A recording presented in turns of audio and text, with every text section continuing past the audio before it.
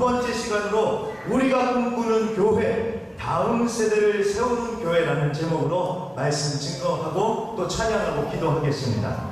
자, 다음 세대라는 주제는요, 이미 한국교회에서 오랫동안 얘기한 오래된 화두입니다.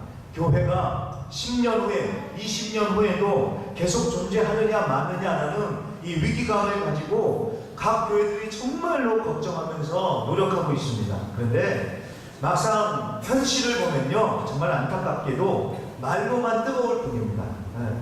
다음 세대를 살리기 위해서 과감히 투자를 하고 체질을 바꾸고 막 발벗고 뛰는 교회는 그렇게 많지 않습니다.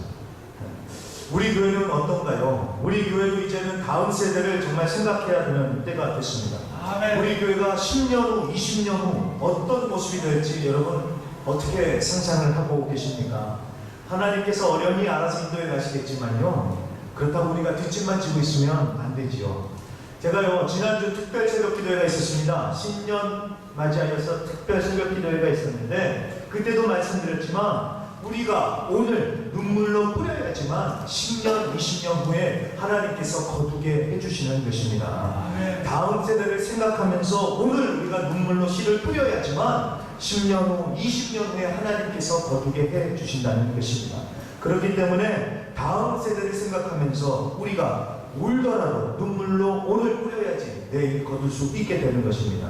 그렇기 때문에 오늘은요, 우리가 사사기 말씀을 통해서 다음 세대를 도대체 어떻게 세워나갈 것인가를 우리가 함께 고민해보고 함께 기도해보는 그런 시간을 갖도록 하겠습니다. 오늘 말씀을 먼저 요약을 해보면, 오늘 본문에 보면은 이 여호수아라는 사람이 살아있기 전과 죽은 후가 아주 극명하게 상황이 갈리는 모습이 나옵니다. 여호수아와 그 세대 사람들이 살아있는 동안에는 백성들이 아주 열심히 하나님을 믿고 섬겼다고 하죠. 그렇지만 여호수아와 여호수아 세대가 다 죽고 나면은 어떻게 됐습니까? 그 다음 세대는 하나님을 알지 못했다고 말씀을 하고 있습니다. 앞선 세대를 계승한 다음 세대가 돼야 되는데, 다음 세대가 아닌 전혀 다른 세대가 되어버리고 말았다는 것입니다. 아버지의 믿음을 이어받아서 자녀가 그 믿음을 계승해야 되는데 그렇지 못했다는 것입니다. 자, 원인이 무엇일까요? 도대체 왜 실패를 했을까요? 참 이 말씀을 오랫동안 묵상하면서 많은 생각이 들었습니다. 이것이 어떤 분은 이렇게도 보는 분이 계시더라고요. 모세가 여호수아를 후계자로 세웠고, 그랬듯이 여호수아를 이어서 아주 강력한 후계자가 있어야 되는데 여호수아를 이어서 강력한 후계자가 없으니까 이게 안 된다라고 그렇게 보는 관점도 있고요. 또 어떤 사람은 비슷한 관점이지만 그동안은 모세와 여호수아를 거쳐서 이 중앙 집권 체제로 이렇게 이스라엘이 인도가 됐었는데, 이제는 지파별로 자치제가 되다 보니까 힘이 분산되고 체제가 약해져서 그렇게 됐다라고 보는 그런 관점도 있습니다. 자, 저 같은 경우에는요, 이 부분을 보면서 저는 참 어리석지요. 제가 젊고 어리석지요. 저는 이 부분을 보면서 앞선 세대가 잘못했다라고 그렇게만 생각을 했습니다. 여호수아와 그 아버지 세대가 잘못했다, 이렇게만 생각을 했습니다. 왜냐하면은 이 여호수아 세대가 개척을 하고 정복하는 것은 잘했을지 몰라도 막상 정복하고 이제 삶이 안정이 되지 않았습니까? 그러니까 이제 우리식으로 표현을 하면 먹고 살만하니까 하나님도 안 찾고 예배도 안 하고 말씀과 기도도 그냥 등한시했다라고 그렇게 저는 오해를 했었습니다. 그런데 오늘 말씀에 잘 보면은요, 여호수아 세대는 죽는 날까지 정말 신실하게 하나님을 섬겼습니다. 예배를 멈추지 않았고 늘 기도와 말씀을 붙들었다는 것을 오늘 말씀을 통해서 알 수가 있었습니다. 저의 오해였어요. 그리고 또 제가 오해했던 것 중에 하나는 무엇이냐면, 오늘 10절 말씀에 보면은 다음 세대가 제대로 세워지지 않은 이유에 대해서 이렇게 말씀을 합니다. 여호와를 알지 못하며 여호와께서 이스라엘을 위하여 행하신 일도 알지 못하였더라. 다음 세대가 하나님을 알지 못했다는 거예요. 그래서 저는 이 부분을 보면서 이 앞선 세대가, 그러니까 여호수아 세대가 다음 세대를 말씀으로 양육하지 못했다라고 그렇게 생각을 했습니다. 그러니까 말씀을 통해서 자녀들에게 하나님이 어떤 분이시고 어떤 일을 해가셨는지 그걸 잘 가르쳐야 되는데 그 부분을 놓쳤다라고 저는 그렇게 생각을 했었습니다. 근데 그것도 제 오해였죠. 왜냐면 여러분, 지금 유대인들도 그렇지만요, 지금 유대인들도요, 이 아르헨티나의 아베자네다라는 곳에 가보면요, 유대인들이 정말 많습니다. 저희 친부모님들이 사시는 그 아파트에요, 바로 앞집도 아주 정통 유대인이 사는데요, 머리에 시커먼 거, 더워도 그거 쓰고 다니고요, 이렇게 수염 기르고 그러는데, 문에 딱 들어가는 그 문설주에 진짜 이렇게 하나님의 말씀을 그 히브리어로 이렇게 해서 붙여놓고 살아요. 지금도 철저하게 그렇게 사는데, 지금 유대인분들뿐만 아니라 그 당시의 히브리인들은요, 쉐마라고 해서 얼마나 철저하게 자녀들에게 하나님의 말씀을 가르쳤는지 모릅니다. 제가 작년에 있었던 어느 세미나에 참석해서 들어보니까 유대인들은 13살 전에 모세오경을 전부 암송을 하고 성인식을 한다고 합니다. 우리는 창세기 읽기만도 힘든데 이 유대인들은 13살 전에 창세기, 출애굽기, 레위기, 민수기, 신명기를 다 암송을 한대요. 그럴 정도로 말씀을 그렇게 중요하게 가르친다고 합니다. 자, 이것이요, 하루아침에 생긴 법이 아니라 구약시대 때부터 이미 그렇게 했었다는 것입니다. 그러니 여러분, 우리가 읽었던 이 말씀에 나오는 사람이 누구입니까? 여호수아입니다. 여호수아. 모세를 뒤이은 여호수아는 아주 하나님의 사람입니다. 이 사람이 자녀들을 말씀으로 양육하지 않았겠습니까? 네. 말씀을 분명히 가르쳤을 거예요. 그러니까 제가 무슨 말씀을 드리려냐 하는 것이면, 여호수아 세대가, 그러니까 이 앞선 세대, 아버지 세대가 신앙이 변질되거나 다음 세대 교육을 안 해서 그런 게 아니다라는, 제가 이런 결론이 내려졌다는 것입니다. 이해가 되시죠? 이분들의 신앙이 변질됐거나 아니면 다음 세대를 교육을 안 해서 이런 일이 벌어진 게 아니라는 것입니다. 그래서 저는요, 이 부분을 놓고 정말 고민을 하다가 제 나름대로는 이렇게 결론을 내렸습니다. 다음 세대를 세우는 것도요, 우리의 힘이나 능이 아니라 오직 무엇으로요?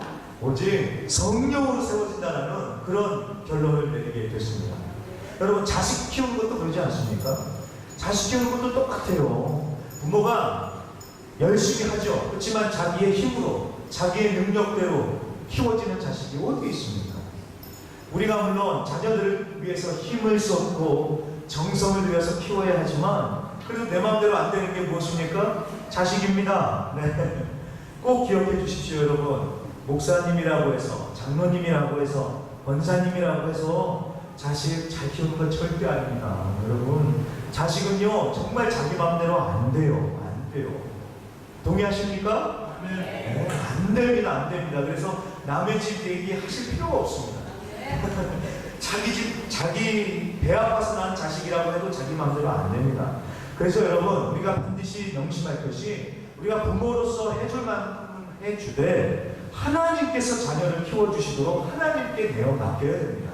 네. 자녀도요, 오직 성령으로 키워지는 것입니다. 제가 재밌는 얘기를 하나 들었습니다. 한동대 학생들이 취직이 잘 된대요, 한국에. 아니, 그래가지고 왜 그런가 해봤더니요, 다른 학교 학생들은 시험 보기 전에, 이제 면접 시험을 보기 전에 과외를 받는데요. 근데 과외를 받으면 이 과외 받은 티가 딱 난대요. 이 과외 선생님들이 매뉴얼 같은 게 있어가지고 딱 그 틀에 맞춰가지고 학생을 준비시켜준대요. 그러니까 딱 이제 시험을 보러 들어가면 면접관이 딱 알아챈대요. 얘가 과외를 받고 왔구나. 그런데 한동대 학생들은 과외를 안 받는답니다. 그러니까 딱 시험에 딱 가서도 전혀 새로운 얘기를 하는 거예요. 그러니까 딱 정해진 폼도 없고, 그러니까 이게 신선하게 보이고 이게 경쟁력이 된다고 하는 얘기를 들었습니다. 그러니까 사람에게 과외받는 것이 아니라 하나님께 과외받을 수 있도록 해주세요 라고 하는 그런 재밌는 얘기를 들었습니다. 여러분, 다음 세대를 키우는 것이 바로 그렇습니다. 우리가 다음 세대를 위해서 눈물로 씨를 뿌리지만 거두도록 역사하시는 분은 오직 성령님의 역사입니다. 성령님의 역사를 무시하고 내가 내 힘으로, 내 능력으로 해버리겠다고 하다가 여러분, 문제가 생기는 것입니다. 가정에서는 부모가 내가 하겠다고 해서 자녀에게 하나님이 되어줍니다. 하나님이 되어준다는 게 무슨 말씀인지 아십니까? 내가 하나님이 돼서 자녀들의 앞길을 탁탁탁 정해주고요, 내가 하나님이 돼서 자녀들에게 필요한 걸 다 주고요. 자, 이러면 자녀가 잘 될 것 같지요? 그렇지 않습니다. 자녀와 부모 간에 갈등이 생기고요, 앞선 세대와 다음 세대 간에 갈등이 생기면서 분열의 역사가 일어납니다. 문제가 생기는 거예요. 왜? 내가 내 힘으로, 내 능력으로, 내가 하나님이 돼서 하려고 하다 보니까요. 여러분, 오직 성령의 역사로 다음 세대가 세워진다는 사실을 꼭 기억해 주시기 바랍니다. 성령의 역사 없이는 다음 세대는 없습니다. 그렇기 때문에 우리가 기도하는 것입니다. 우리의 힘으로 다 된다면 우리가 기도 안 하겠지만 우리의 힘으로 안 되니까 기도하는 것입니다. 그래서 우리가 기도하면서 하나님 우리의 다음 세대를 붙들어 주시고 정말 하나님 우리의 다음 세대를 주님의 손에 내어 맡기니까 성령으로 다음 세대를 세워 주시옵소서라면서요. 오직 성령으로를 꼭 기억해 주시는 우리 성도님들이 되시기를 주의 이름으로 간절히 부탁드립니다. 또한요 우리가 생각해 볼 것은요. 우리가 성령의 역사를 간절히 기다리면서 다음 세대를 위해서 해야 되겠지만 또 그렇다고 해서요 그 얘기는 우리가 또 뒷짐만 지고 있으면 된다 이런 얘기는 아니죠. 성령님이 해주셔야 되는 부분이 있고 또 우리가 또 열심히 해야 되는 부분이 있지 않겠습니까? 그래서요 오늘 말씀을 마치기 전에 우리가 좀 다음 세대를 위하여 열심히 눈물로 기도하면서 해야 될 일 세 가지만 간단히 살펴보고 말씀을 마쳐보겠습니다. 자 오늘 말씀에 보면은요 다음 세대가 여호와를 알지 못했다고 하지 않았습니까? 다음 세대가 예수님을 알고 예수님을 만나야 합니다. 네. 예수님 만나면요 교회에 오지 말라고 해도 옵니다. 예수님을 만나는 것이 제일 중요한데 이 예수님을 만나는 이것도 성령의 역사입니다. 그렇죠? 우리가 아무리 예수님을 전해주고 그런다 할지라도 우리 자녀들의 마음을 바꾸고 마음을 새롭게 하는 것은 성령의 역사입니다. 그렇지만 또 그렇다고 해서 우리가 그냥 성령님께만 다 맡길 것이 아니라 우리 자녀들이 하나님을 알 수 있도록 환경을 조성해주고 옆에서 돕는 것은 우리 앞선 세대의 복이다라는 것입니다. 그래서 우리가 우리의 다음 세대가 하나님을 만나고 하나님을 알 수 있도록 우리가 어떤 것을 해줄 수 있느냐 세 가지를 볼 건데요. 먼저 첫째는요. 너무나도 당연한 말이지만 다음 세대를 위한 투자입니다. 투자예요. 우리가 말로만 다음 세대 할 것이 아니라 투자해야 합니다. 투자하면. 네. 제가 지난주에 한국의 송태근 목사님의 설교를 듣다가 정말 정신 바짝 차려야겠다는 그런 얘기를 들었습니다. 그게 뭐냐면요. 18세기, 19세기에 전후로 영국 교회가 유럽에 있는 영국 교회가 한참 부흥을 했었습니다. 그랬던 영국 교회가 쇠락을 하게 됐는데 그 영국 교회가 쇠락한 이유가 무엇이냐? 첫 번째 가장 중요한 이유는요. 성경의 권위를 상실해서 그랬대요. 성경의 권위를요. 그 당시 막 자유주의 신학이 막 밀려 들어오면서 사람들이 그 자유신학의 영향을 받으면서 사람들의 인식이 바뀌었대요. 그 전에는 이 성경은 하나님의 말씀이다 라고 생각을 했던 이 사람들이 이제는 자유주의 영향을 받아서 이 성경은 하나님의 말씀일 수도 있다 라고 이렇게 인식이 바뀌었답니다. 차이를 아시겠어요? 철석같이 하나님의 말씀이다 라고 믿고 살았는데 이제는 이거 하나님의 말씀일 수도 있지 라고 하면서 성경의 권위가 떨어지기 시작했다는 것입니다. 하나님의 말씀의 권위가 사라지면서 이 논란이 시작됐다는 것입니다. 그리고요 또 그러다 보니까 교육이 약화되더래요. 교육이요. 그래서 어떤 일이 벌어졌냐면 이 교회에 점점 사람들이 줄어들고 그러다 보면 교회 재정도 힘들어지지 않았겠습니까? 그러다 보니까 각 교회들이 긴축을 해야 되는데 가장 먼저 예산 삭감을 한 부분이 어디일까요?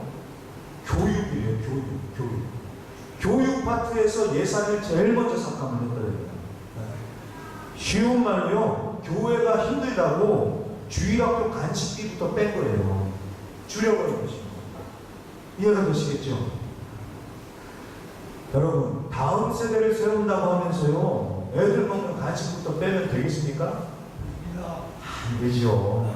여러분 애들은 정말 솔직합니다. 아이들은 정말 솔직합니다. 말로만 사랑한다고 하면요 안 믿습니다. 그런데 맛있는 거 주면서 사랑한다고 하면요 마음이 옵니다. 제가 우리 교회 어린 아이들하고 인사하는 방식이 있습니다. 뭘까요? 하이파이브입니다. 저는 하이파이브를 하는데요. 제가 우리 교회 딱 왔는데 우리 아이들이요. 하이파이브를 안 해줘서 너무 섭섭한 거예요. 좀 이렇게 하이파이브 해줬으면 좋겠는데 안 해주는 겁니다. 그래서 도대체 어떻게 해야 되나라고 고민을 하다가 다음번 만났을 때는요 과자를 한 뭉치 이렇게 다 가져 다 주니까요 애들이 얼굴이 환해지면서요 과자를 냉큼 챙깁니다. 근데 하이파이브는 해줬을까요? 안 해줬을까요? 그때는 안 해줬습니다. 근데 그 다음번에 만나서 하이파이브 했더니요, 하이파이브를 탁 해주는 것이었습니다. 자, 말로만 해서는 안 된다는 것입니다. 말로만이 아닌 투자가 있어야 한다는 것입니다. 다음 세대를 살리자 말로만 할 것이 아니라 다음 세대를 위하여 정말 우리가 아끼지 않는 그런 투자가 있어야 한다는 것입니다.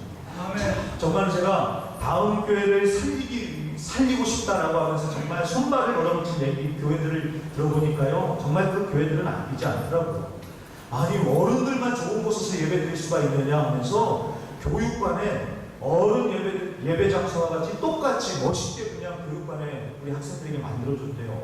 또 어느 교회는 이 담임 목사님이 딱 부임을 해보니까 대회실에는 에어컨이 빵빵하게 돌아가는데 교육관에 있는 학생부실에는 선풍기 몇 대만 달달달달 돌아가가지고 학생들이 여름이 되면 헉헉거리고 있어가지고 고생을 하는 걸 본 거예요, 이 목사님이. 그래서 이건 아니다 싶어가지고 당장 재직회를 소집을 해가지고 애들 에어컨 하나 새로 설치해 주든지 아니면 대회실 에어컨 띄워서 거기다 달겠습니다. 어떻게 됐을까요, 그 교회가? 당장에 애들 새로운 에어컨 달아줬답니다. 정말 아끼지 않더라고요. 말로만 진짜 다음 세대가 아니라 정말 우리가 투자를 해야 된다는 것입니다. 첫째는 투자예요. 투자. 둘째가 있습니다. 둘째는요, 정말 이제 여기서부터가 정말 진짜 중요한 얘기입니다. 이 물질적인 부분도 있겠지만 정말 이 부분이 정말 중요한데요. 둘째는요, 예수 믿는다는 것이 무엇인지 앞선 세대가 삶으로 보여주십시오 라는 것입니다. 아이들은 부모의 등을 보고 자란다는 얘기가 있습니다. 그렇죠? 이 주일학교를 이렇게 가만히 보면요, 정말 재밌는 일이 벌어질 때가 있습니다. 애들을 이렇게 가만히 보면요, 다 나와요. 집에서 부모님이 어떤 행동을 하면서 사시는지, 집에서 부모님들이 어떤 말을 쓰시는지 애들 보면은 다 나옵니다.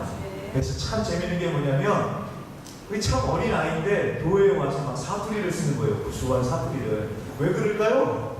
집에서 할아버지 할머니가 부모님이 사투리를 쓰니까 애가, 그 조그만 애가 와서 그래 쉬워 하면서 막 사투리를 쓰는 거예요. 애들은 들어서 배우는 것이 아니라 보면서 배우는 겁니다.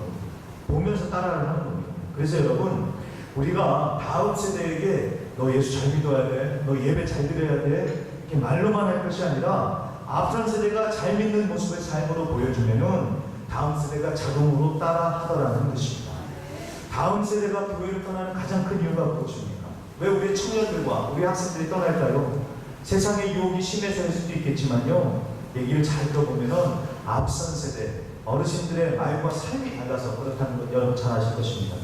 교회에서는 천사같이 거룩하신 분이 저 세상에 나가서는 세상 사람들보다 더 독하게 사는 거예요. 그러니까 막 놀라는 거예요. 아니, 교회에서는 그랬던 분이 어떻게 이럴 수 있을까? 근데 전 이 부분에서는 제가 또 청년들을 혼냈습니다.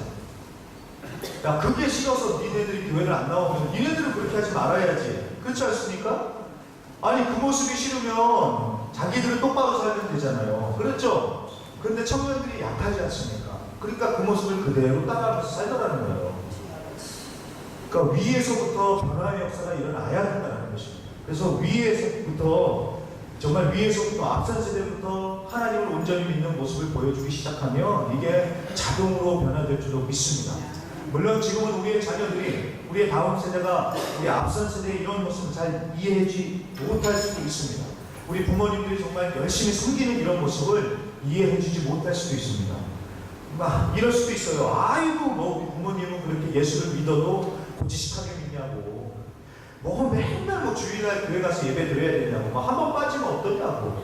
근데 너 왜 그렇게 맨날 교회 가고, 또 아니 뭐 기도를 또 그렇게 많이 하냐고, 그냥 뭐 한 번 하면 되는 거 아니냐고. 근데도 꼭 우리 엄마는 그렇게 기도하고 또 헌금을 냈을 때도 그냥 뭐 있는 거 내면 되지, 꼭 그렇게 빳빳한 지폐에 넣어가지고, 빳빳하지 않으면 그걸 또 굳이 다리미로 다려가지고 막 이렇게 해서 내고, 또 그 다음에 주일에 평소에는 그냥 평범하게 옷을 입으셨다가 주일이면 곱게 하고 옷도 깨끗하게 입으시고, 뭐 패션쇼 하러 가는 것도 아니고 자, 어머니 아버지들께서 왜 이런 일을 하시겠어요? 주님을 정말 경외하는 마음으로, 두렵고 떨리는 마음으로 주님 앞에 서니까 그렇게 단정한 옷차림으로 서는 건 아니겠습니까? 근데 이거를 자녀들이 지금은 이해해 주지 못할 거예요. 그렇지만 나중이 되면 이걸 이해해 주더라고요.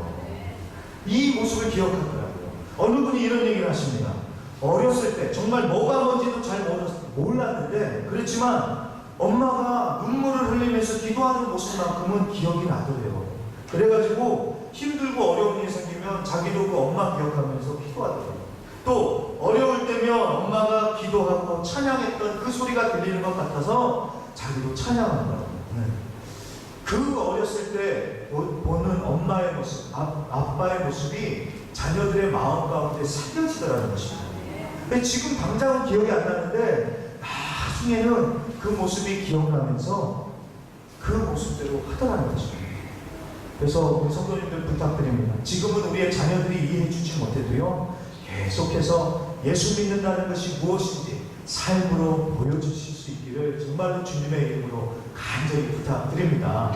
네, 마지막으로 세 번째는요, 앞선 세대와 다음 세대 간의 마음의 벽을 무너뜨려야 한다는 것입니다. 벽이요, 마음의 벽이요. 제가 이 부분은요 정말 생각하지 않았습니다.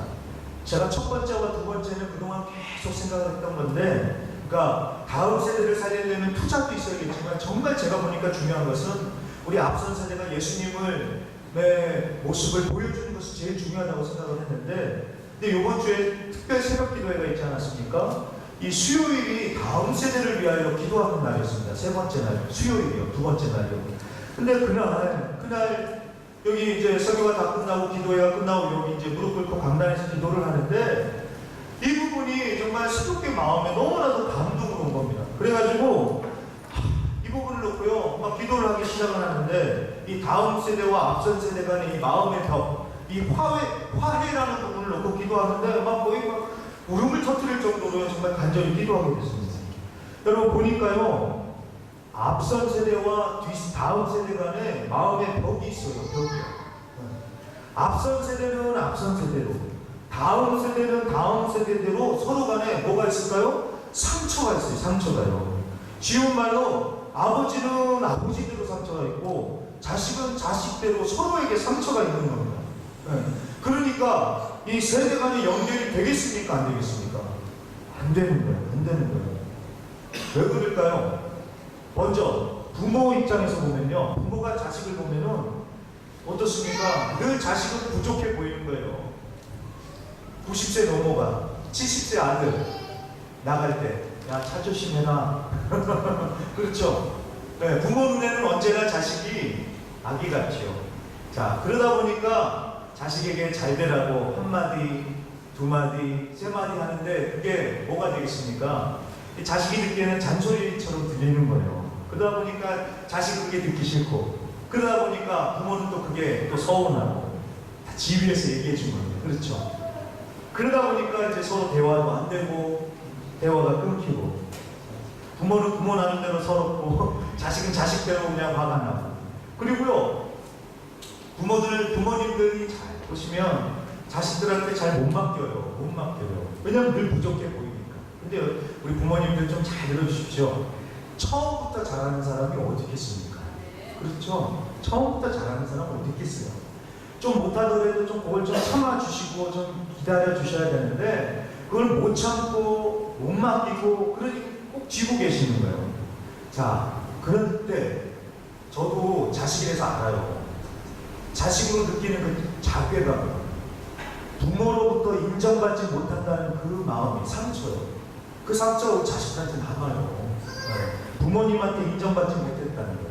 그러니까 부모는 자식한테 한번 해보라 그랬는데 못하니까 이제 망할까봐 이제 확 와서 이제 도와주시는 건데, 자식들은 또 아니 부모님은 나를 못 믿고 나를 그렇게 하나 하면서 그 부분에서 또 상처가 되는 거예요.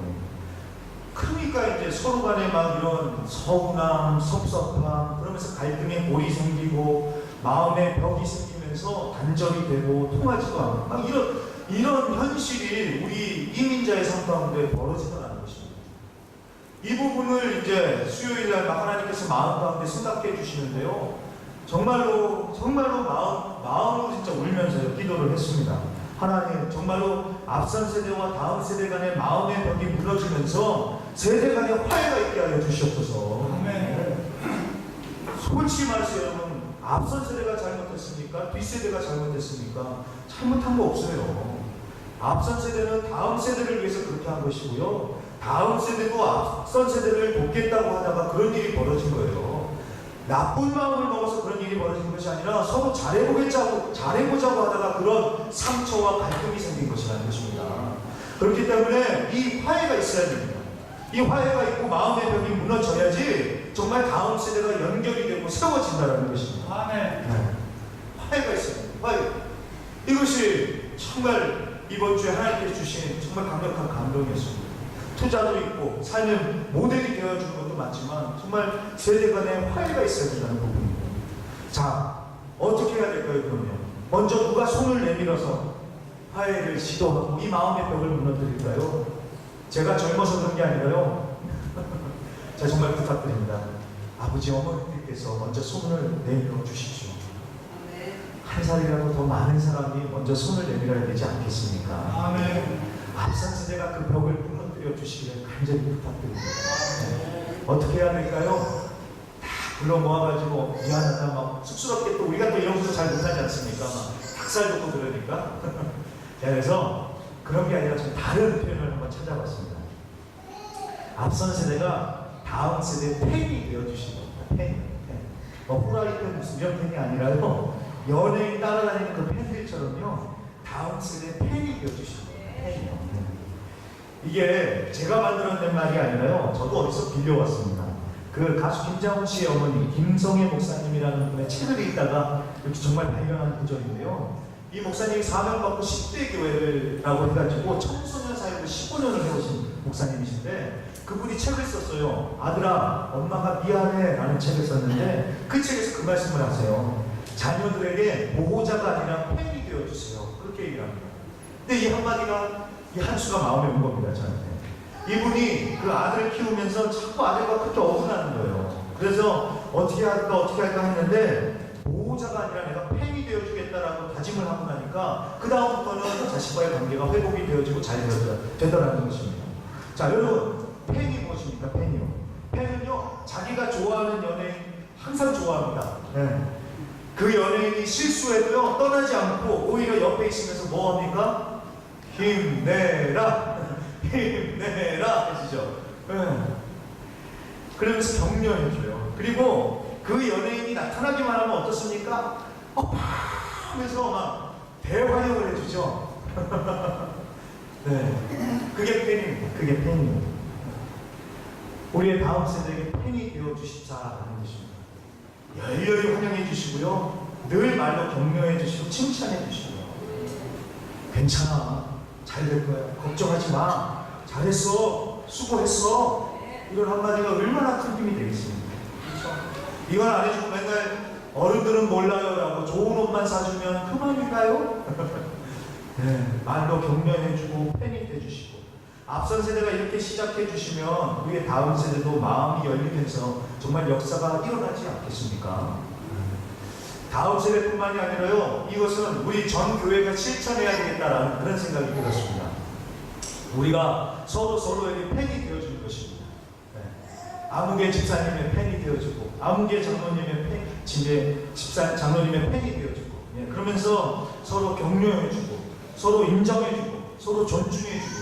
네. 자, 그러면 우리 교회 정말로 천국과 같은 교회가 되겠습니까? 안 되겠습니까? 아멘. 됩니다. 될 줄로 믿습니다. 아멘. 네, 서로에게 팬이 되어주자는 것입니다. 네, 그러면 정말 우리 교회 천국과 같은 교회 될 줄로 믿습니다. 아멘. 네, 그래서 마지막입니다. 우리 앞뒤 옆에 계신 분들에게요, 이렇게 한번 얘기해 주세요. 저는요, 집사님 팬입니다. 이렇게 한번 얘기해 주십시오.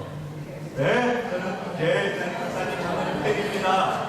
네, 그렇습니다. 아멘. 너무 좋습니다. 서로에게 팬이 되어주심으로써 정말 천국과 같은 교회를 만들어가기 힘쓰는 우리 교회가 되시기를 간절히 부탁드립니다.